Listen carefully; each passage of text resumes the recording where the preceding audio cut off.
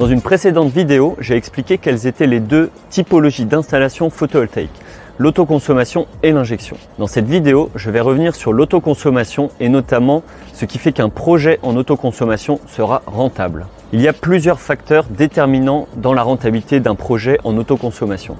J'en vois trois principaux. Le potentiel solaire du site, le taux d'autoconsommation sur le site et le coût de l'installation.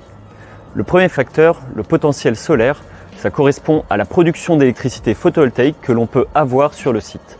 Il dépend de l'ensoleillement du site, de par le lieu géographique, l'orientation, les masques et ombres projetées, et ensuite la surface disponible pour installer du photovoltaïque.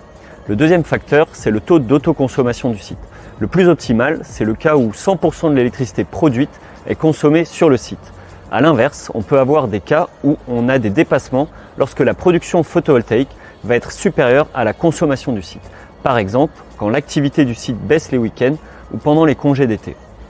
À ce moment-là, la production photovoltaïque va dépasser la consommation du site. Et enfin, le troisième facteur, c'est évidemment le coût de l'installation, principalement déterminé par le système de fixation utilisé, selon si on fait une installation au sol, ce qui est le moins cher, sur toiture ou sur ombrière de parking, et le raccordement électrique, selon si on est en basse tension, en haute tension, les onduleurs, les longueurs de câbles, etc. Comme vous l'avez compris, la rentabilité d'un projet photovoltaïque en autoconsommation est un sujet large qui nécessite une étude approfondie au cas par cas.